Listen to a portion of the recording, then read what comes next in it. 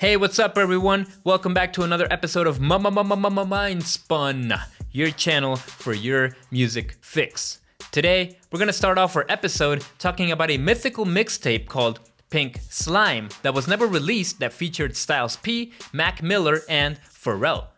So, if you don't know who Styles P is, he has been part of many legendary collaborations throughout his nearly 3 decades in hip-hop. The Lox rapper celebrated his 46th birthday on Saturday and reflected on some of the things he's accomplished, including being part of a collaboration with Pharrell and the late Mac Miller. Holiday Styles wrote the following on Twitter: "I have a song with Mac Miller I never heard. I believe Neptunes produced it. I don't know if it came out and I missed it or they never released it. Would love to hear it." Now, thanks to the internet, a fan later pointed out that during an appearance on the A Waste of Time podcast, Mac revealed that Pink Slime, a collab tape he worked on with Skateboarder P, featured guest appearances from Styles, Currency, and more. Styles responded to the tweet, "I knew I wasn't crazy. I started thinking I was bugging. And that song was tough though." Pink Slime was expected to arrive before Miller's sophomore album, Watching Movies with the Sound Off, but never came to be due to Miller's desire to establish his own identity first. He mentioned this in a previous interview where he mentions the following: "I think that at that point I had to make this decision, which I was proud of myself for making, that Pharrell is this artist who is this artist, years in the game who is up here, and I needed to cement my own identity in what I did first. I wanted to put out Watching Movies." Now hopefully one day that fire collab will see the light of day so we can all check it out. In other news, we have Cardi B revealing why she did not submit WAP for Grammy consideration. Even if you hate or love Cardi B's and Megan Thee Stallion's WAP, there is no denying that it is one of the biggest songs of the year, and yet it was not nominated in any category at the Grammys. However, it wasn't because the artist got snubbed like The Weeknd. It was because Cardi B did not submit her song for consideration in the first place, since she decided it wasn't the right time to submit the song for Grammy consideration, even though it was released during the eligibility period on August 7th. The rapper took to her Instagram stories to explain her reasons. "Like I said, I never pressed for Grammy, but y'all not gonna take away something I know I worked my ass off for that I deserve. If I was pressed for Grammy, I would have submitted WAP for this year, and it did not submit it.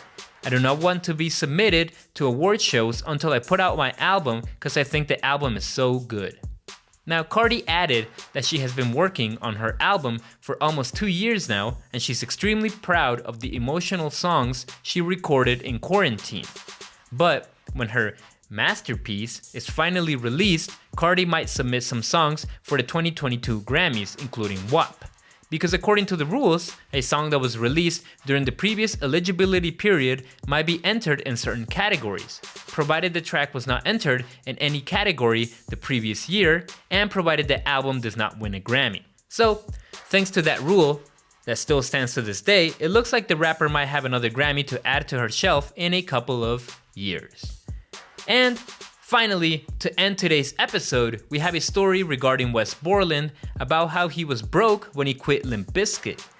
In a recent episode of Let There Be Talk podcast, Wes Borland went into a number of topics where he talked about the sudden success he experienced in Limp Bizkit's early years, why he quit the band in 2001, by the way, he would later return to rejoin the band in 2004, and how he lost all his money immediately after quitting Limp Bizkit.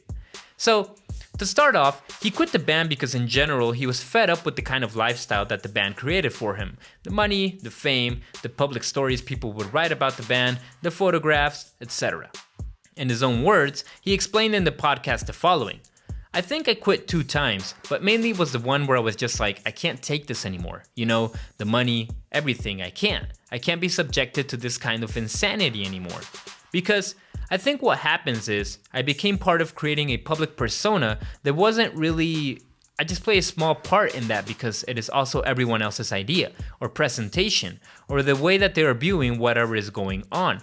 And that was a weird time where people were like, whenever a band gets big enough, they become these really strange folks that maybe they're not strange, but maybe they're just totally normal, but they write fan fiction. And I was getting all these like people sending me stories they had written about the band. It was just bizarre. Just people get way in there, way into it.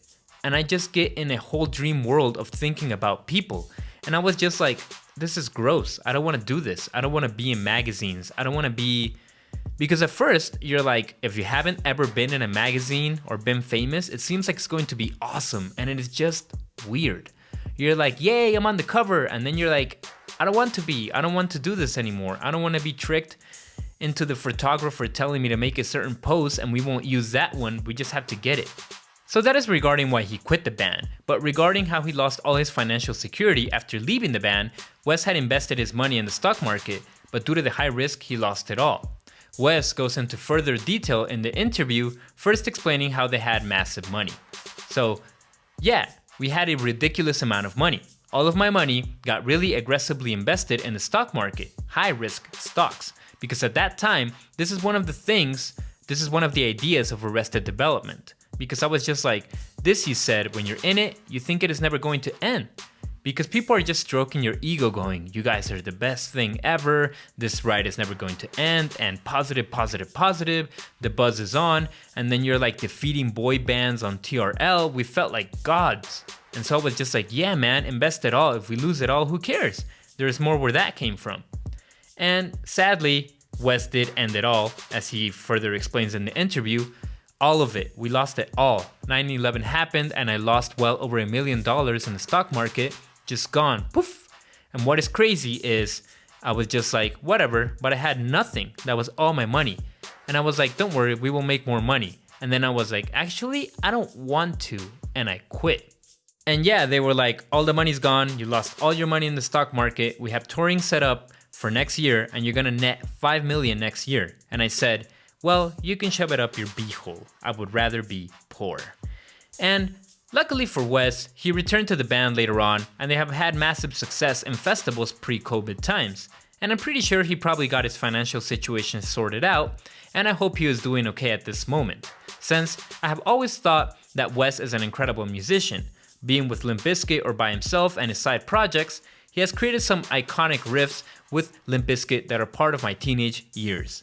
And I think they're actually a great live band, even though I still can't really stand Fred Durst to this day, to be honest. But anyways, that is it for today's episode.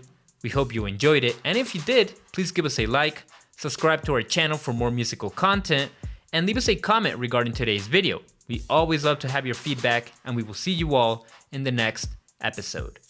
Stay safe, everyone.